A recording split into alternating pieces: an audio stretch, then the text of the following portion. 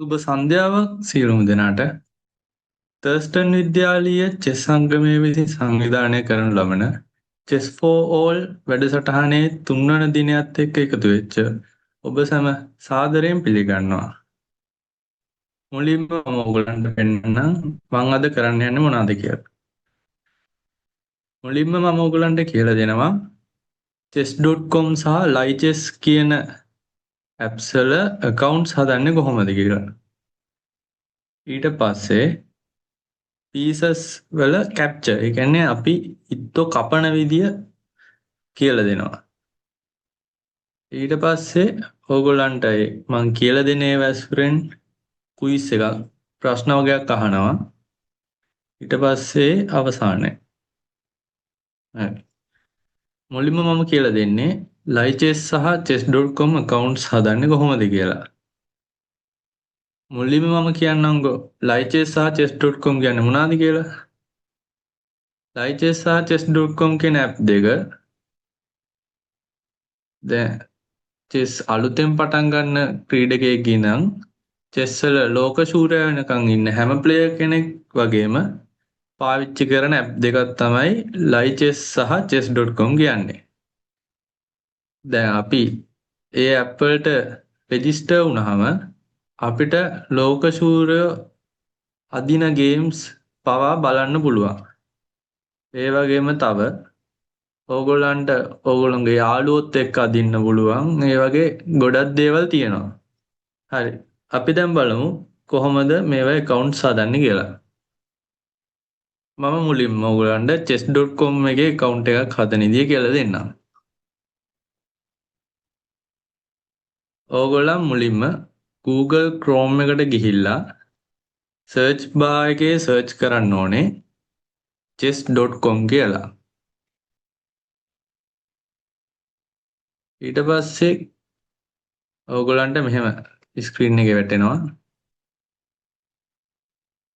ඊට පස්සේ මෙතන වම් පැත්තේ යට තියෙනවා sign up එක කියලා. ඒකට ගියහම ඕගොල්ලන්ට තියෙනවා continue with Google නැත්නම් continue with Apple කියලා. මම Google එකෙන් යන විදිය පෙන්නන්නම්. continue with Google ගියාම ඕගොල්ලන්ට account එකක් select කරන්න එනවා මෙතන. දැන් මම මෙතන මගේ Google account එක select කරනවා. ඊට පස්සේ continue දාන්න. දැන් ඕගොල්ලන් chess.com එකේ ඊට පස්සේ අහනවා username. ඒ කියන්නේ ඕගොල්ලන්ගේ නම මොකක්ද කියලා තමයි අහන්නේ. chess.com එකට ඕගොල්ලන්ගේ නමක් දාන්න. කැමති නමක් දාන්න ඕන. ඕගොල්ලන්ගේ නම දාන්නත් පුළුවන්. නැත්තම් ඕගොල්ලන්ගේ කාටුන් වීරයෝ ඉන්නවනේ ඒගොල්ලන්ගේ නම් දාන්න පුළුවන්. කැමති නමක් දාන්න. මම මෙතන දානවා chess4sl. chess4. දැන් ඕගොල්ලන්ට මෙහෙම නමක් ගැහුවාම ඒ නම පාවිච්චි කරනවා නම් මෙහෙම බෑ කියලා වැටෙනවා. ඊට පස්සේ පුළුවන් නම් ඉලක්කම් මොන හරි ඒවත් ගහන්න. එතකොට හරියයි. දැන් මෙතන හරිය වැටුණා. ඒ කියන්නේ ඒ නමෙන් කවුරුත් නැහැ. ඕගොල්ලන්ට මේ නමෙන් හදන්න පුළුවන්. දැන් මේ නමෙන් බෑ. ඕගොල්ලන් නමක් ගැහුවාම මෙහෙම හරිය වැටුණොත් ඕගොල්ලන්ට ඒ නමින් chess.com account එක හදන්න පුළුවන්. ඊට පස්සේ මේ ටික් එකක් දාලා මේ ටික්ස් දාලා continue දාන්න. හරි. ඊට පස්සේ අහනවා ඕගොල්ලන් කොයි වගේ player කෙනෙක්ද කියලා. ඕගොල්ලන් අලුත් අය නිසා ඕගොල්ලන්ට මුල් එක දැම්ම නම් හොඳයි කියලා හිතෙනවා.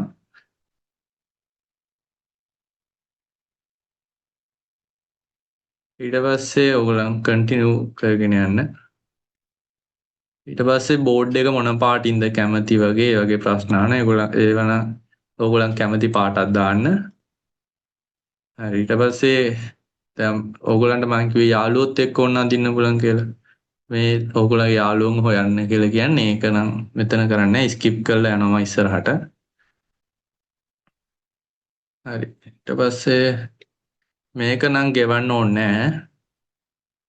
බැක් වෙන්න තියෙන්නේ. ස්කිප්. No thank you. ඊට පස්සේ ඇලෝ කරගෙන ඉදිරියට යන්න තියෙන්නේ. හරි. දැන් අපි chess.com account එකක් හදලා ඉවරයි.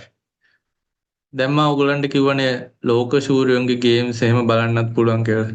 මම උදාහරණයක් විදියට එකක් පෙන්නන්නම්. මෙතන මේ වම් පැත්තේ සර්ච් කියලා තියෙන්නේ.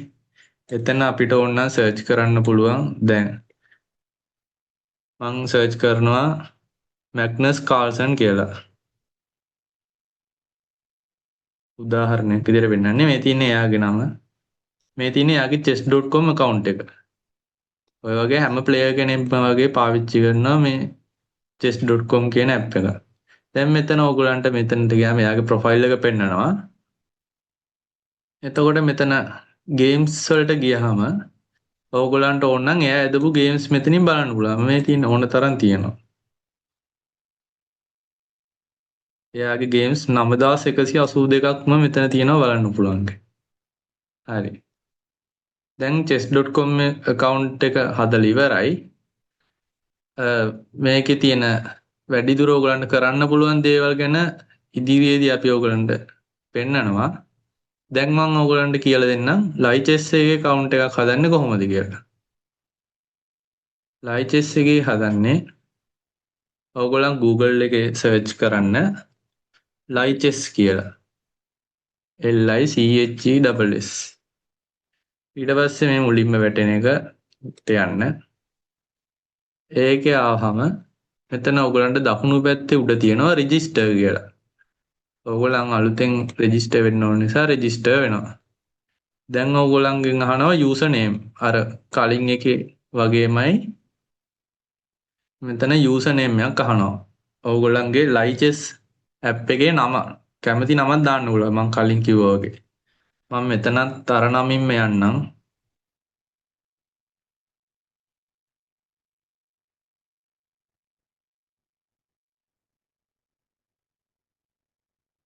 හරි. ඊට පස්සේ පාස්වර්ඩ් එකක් අහනවා. කැමති පාස්වර්ඩ් එකක් දාන්න ඕන.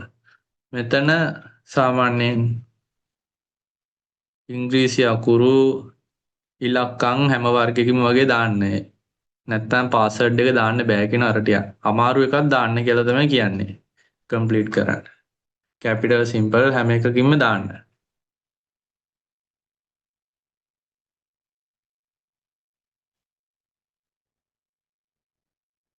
සිම්බල්ස් එහෙම දාන්න මෙතන. දැන් මෙතන මේ හරි කියලා පෙන්නනවා කොළ පාටින්. ඊට පස්සේ ඕගොල්ලන්ගේ ඊමේල් එක මෙතන ගහන්න තියෙන්නේ. හරි. ඊට පස්සේ පහලට ගිහිල්ලා මේවා ටික්ස් දෙන්න මේවට හරියට ඇවිල්ලා රෙජිස්ටර් වෙන්න. හරි. ඊට පස්සේ ඊමේල් එකට එවනවා කියනවා active account. හරි. ඔයගොල්ලන්ගේ මේල් එකට මැසේජ් එකක් එනවා කන්ෆර්ම් කරන්න කියලා. ඊට පස්සේ ඒක කන්ෆර්ම් කරාම account එක log වෙන්න පුළුවන්. මම එතනින් එහා ටික ඔයගොල්ලන්ට පෙන්නන්නම්.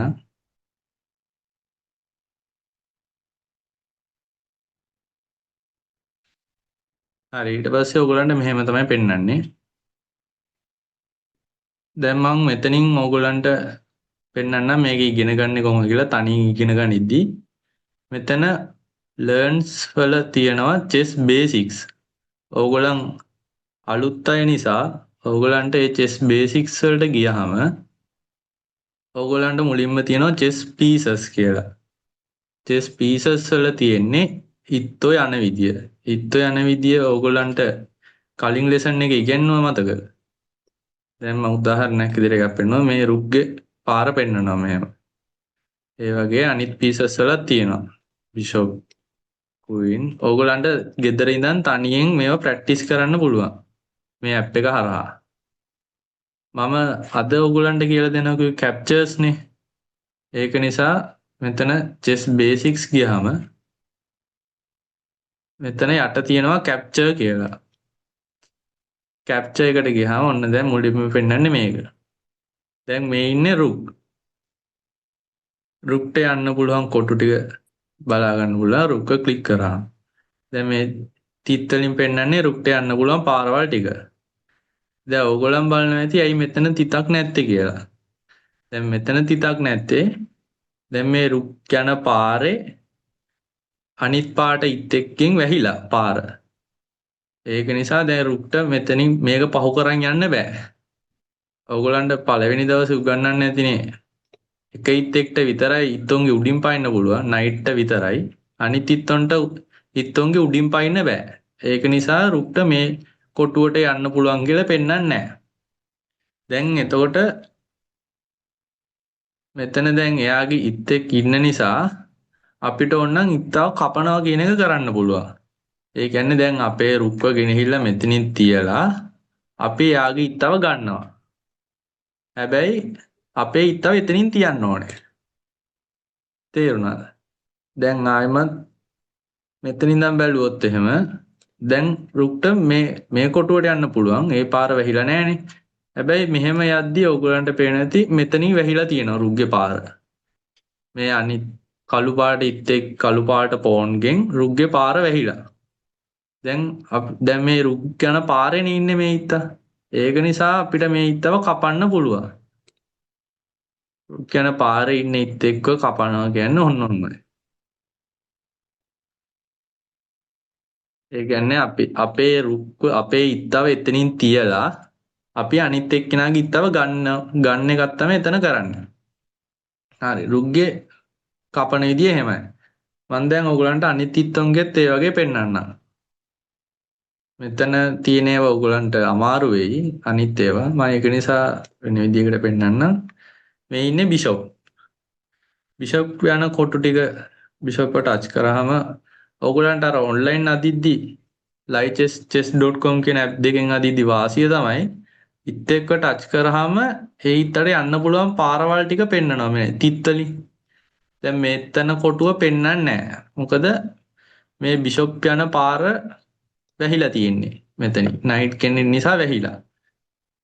දැන් මේ බිෂොප් කළු කොටුවකනේ ඉන්නේ. එතකොට ඔයගොල්ලන්ට කලින් දවසේ ඉගැන්නුවා කළු කොටුවේ ඉන්න බිෂොප්ට කළු කොටු වලට විතරයි යන්න පුළුවන්.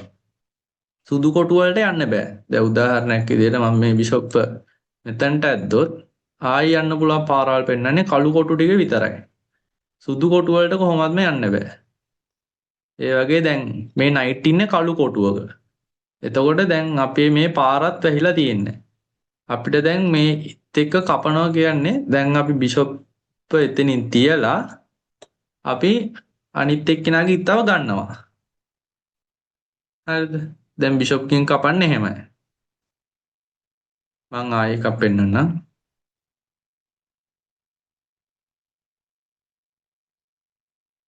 හරි. දැන් මේ බිෂොප් කළු කොටුවක ඉන්නේ. දැන් මේ බිෂොප්ගේ පාරේ ඉන්නවනේ ඉත් එක්ක. දැන් අපිට ඒක නිසා මෙන්න මේ ඉත්තව මෙහෙම ගෙනල්ලා මෙහෙම කපලා අපි යාගේ ඉත්තව ගන්නවා. ඒ වෙනුවට අපේ ඉත්තව බිෂොප් එතනින් තියනවා. දැන් කපනවා කියන එක තේරුණා නේද ඔයගලන්ට? හරි. ඊට පස්සේ මං ඊගාව එකට යන්නම්. හරි. මේ ඉන්නේ ක්වීන්. දැන් මේ තියෙන්නේ ක්වීන්ගේ පාර. ඔයගලන්ට කලින් ලෙසන් එකේදී ඉගෙනුවා මතකද? ක්වීන් කියන්නේ බිෂොප්ගෙයි රුක්ගෙයි දෙන්නකම එකතුවක්. ඒ කියන්නේ බිෂොප් යන පාරවල් වලට යන්නත් පුළුවන්. රුක් යන පාරවල් දිගේ යන්නත් පුළුවන්. දැන් මේ බලන්න ඩයගනල්ස් දිගේ යන්න පුළුවන් කියලාත් මේ තිත් වලින් පෙන්නනනේ ඔයගලන්ට. මේ තිත් වල පෙන්නන හැම කොටුවකටම මේ ක්වීන්ට මෙතන ඉඳන් යන්න පුළුවන්. එතකොට දැන් මේ යන පාරේනේ ඉන්නේ ඉත් එක්ක. අනිත් පාට දැන් අපි සුදු කළු පාට ඉත් එක්ක ඉන්නවා. එතකොට අපිට මේ කළු පාට ඉත්තව මෙහෙම කපන්න පුළුවන්. කපනවා කියලා කරන්නේ අපේ ඉත්තව එතනින් තියලා ඒ ඉත්තව අපි ගන්නවා. හරි. ක්වීන්ගේ පාරවල් මම ආයෙ කිව්වොත් බිෂොප්ගෙයි රුක්ගෙයි දෙන්නගෙම එකතුවක්. දැන් මෙතනට ගියොත් එහෙම මෙතන ඉඳන් මේ හැම මේ අතරතුර තියෙන ඕනෑම කොටුවකට ක්වීන්ට යන්න පුළුවන්. හරිනේ. හරි. අපි ඊගාවිත් තව බලමු. පෝන් ටිකක් විශේෂ ඉත් එක් වෙනවා. මොකද පෝන් දැන් යන්නේ කෙලින්. පෝන් දැන් අපි ටච් කරාම මේ කෙලින් තමයි තිතක් තියෙන්නේ. හැබැයි කපද්දි පෝන් කපන්නේ මෙහෙම ඇදේට. දැන් මෙතන ටච් කරා මේ කළු පෝන්න රවුන්ඩ් වෙලා තියෙනවා කපන්න පුළුවන් කියලා. ඒක නිසා පෝන් යන්නේ කෙලින් වුණාට පෝන්ගෙන් ඉත් එක්ක කපද්දි ඇදේට තමයි කපන්නේ. තව විශේෂ දෙයක් තියෙනවා. පෝන්ට පිටිපස්සට යන්න බෑ. පිටිපස්සට යන්න බෑ. පෝන්ගෙන් පිටිපස්සේ ඉන්න ඉත්තුන් කපන්නත් බෑ. පෝන් කෙනෙක්ව දැන් අපි ඉස්සරහට ඇද්දොත් ආයි අපිට පෝන්න පිටිපස්සට ගන්න බෑ. හරි. දැන් මෙතන මං පෝන්ගෙන් කපන දේ කියන්නම්. පෝන් යන්නේ කෙලින් වුණාට පෝන්ගෙන් ඉත් එක්ක කපන්නේ මෙහෙම ඇදේට එක කොටුවයි යන්න පුළුවන්. දිගටම යන්න බෑ. එක්ක මෙතන මෙතනට යන්න පුළුවන් කපනවා නම් නැත්තම් මෙන්න මෙතන. කපනවා නම් මෙන්න මේ කොටු දෙකේ ඉත්තු හිටියොත් පෝන්ගෙන් කපන්න පුළුවන්. හරි. දැන් මෙහෙම ගිහලා අපි කපලා අපේ ඉත්තව එතනින් තියලා අනිත් එක්කෙනාගේ ඉත්තව අපි ගන්නවා. හරි.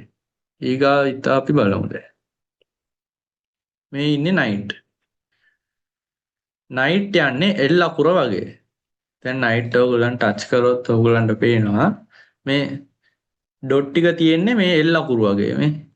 මෙතනින් එල් අකුරයි මෙන්න මෙහෙම එල් අකුරු ටිකක් ඔස්සේ තමයි නයිට් යන්න පුළුවන්. නයිට් විශේෂයි මං දැන් ඉස්සෙල්ලා කිව්වා වගේ නයිට් ඉත්තුන්ගේ උඩින් ඉත්තුන්ගේ උඩින් යන්න පුළුවන්. මම ඔයගොල්ලන්ට ඒක ඉස්සරහට කියලා දෙන්නම්. ඉත්තු උඩින් යන එක ගැන. දැන් මේ නයිට් යන්න පුළුවන් කොටුවක ඉන්නේ ඉත්තෙක් නෙමෙයි. නයිට් හරිනම් මෙතනට යන්න පුළුවන්. එතකොට දැන් එතන අනිත් පාට ඉත්තෙක් ඉන්නවා. රුක්ව ඉන්නවා. කළු රුක් ඉන්නවා. එතකොට අපිට දැන් මෙයාව කපන්න පුළුවන් මෙහෙම. නයිට් එල් අකුර වගේනේ යන්නේ. නයිට් එල් අකුර වගේ ගිහිල්ලා දැන් අපි කරන්නේ නයිට්ගෙන් රුක්ව කපන එක. දැන් නයිට් රුක් ගාවින් තියලා අපි රුක්ව ගන්නවා. ඒ වෙනුවට අපේ නයිට් එතනින් තිබ්බා දැන්. හරි. නයිට් යන්නේ එල් අකුර වගේ මෙහෙම. මේ ටච් කරාම පේනවනේ මේ කොටු ටිකට තමයි නයිට් යන්න පුළුවන්. දැන් මේක මම උදාහරණයක් විදියට ගත්තේ. දැන් මෙතන නයිට් යන්න පුළුවන් කොටු පෙන්නනවා. අර විදියටම පෙන්නනවා. එල් අකුර වගේ ඕනෑම කොටුවකට යන්න පුළුවන්. දැන් මම කලින් ඉත්තුන්ගේ කිව්වා වගේ දැන් නයිට් මෙතන ඉඳන් මෙතනට යද්දි මේ පාර වැහිලා තියෙන්නේ මේ පෝන්ගෙන්. හැබැයි මං ඕගොල්ලන්ට තව තැනකදී කිව්වා නයිට් ඉත්තුන්ගේ උඩින් පැනලා යන්න පුළුවන්.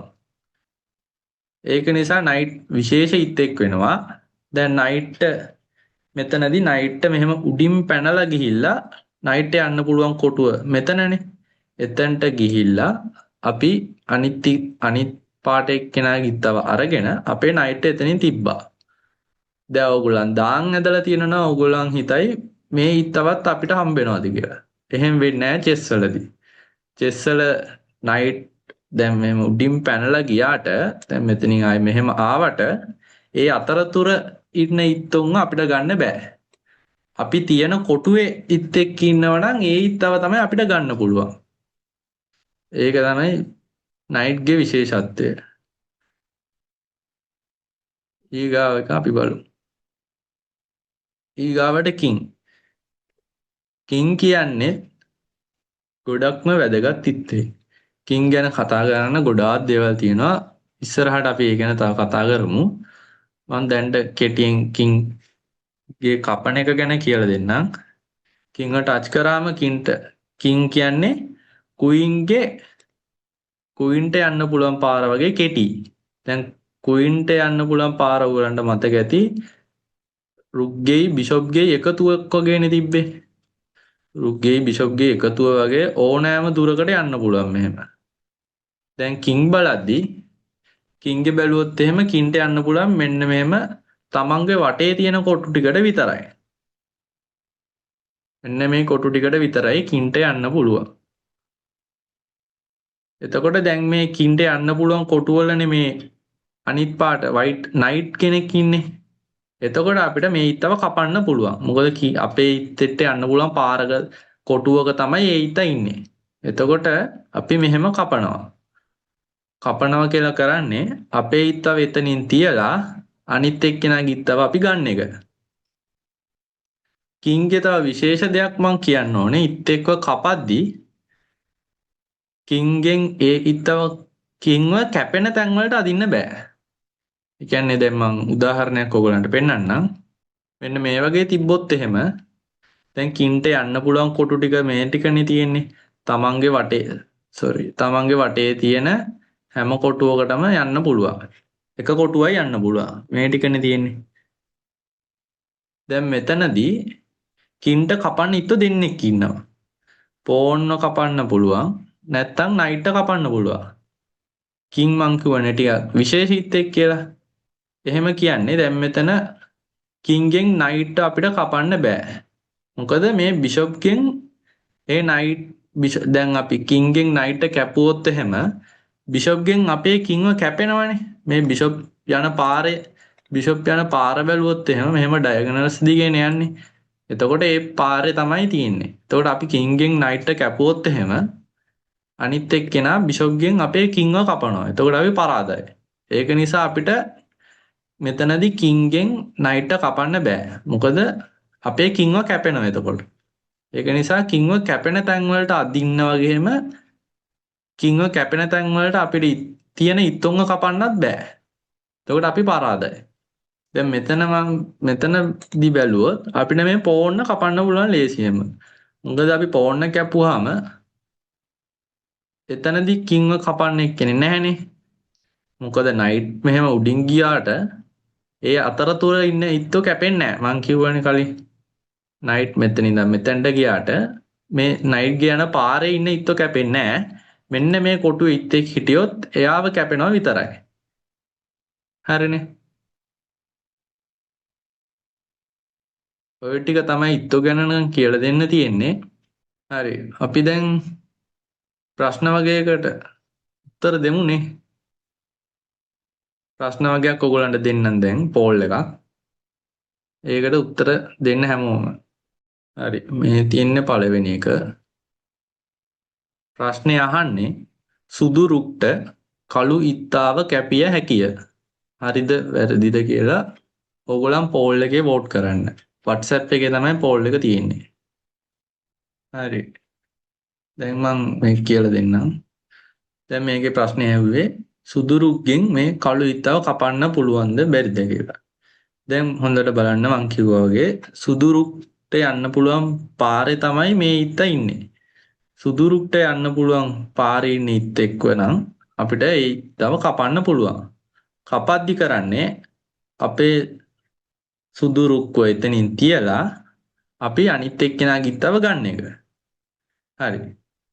දැන් අපි ඊගාව පෝල් එකට යමු.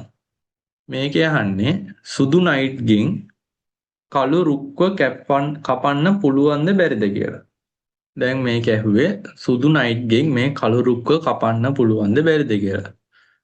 දැන් මම ඕගොල්ලන්ට කිව්වා සුදු නයිට් කෙනෙක් නෙමෙයි ඉන්නේ. නයිට් යන්නේ එල් අකුර වගේ. ඕගොල්ලන් තව දෙයක් විශේෂයෙන් මතක තියාගන්න. එල් අකුර කිව්වහම මෙතනින් කොටු දෙකක් ඉදිරියට ගිහිල්ලා එක කොටුවක් තමයි හැරෙන්නේ.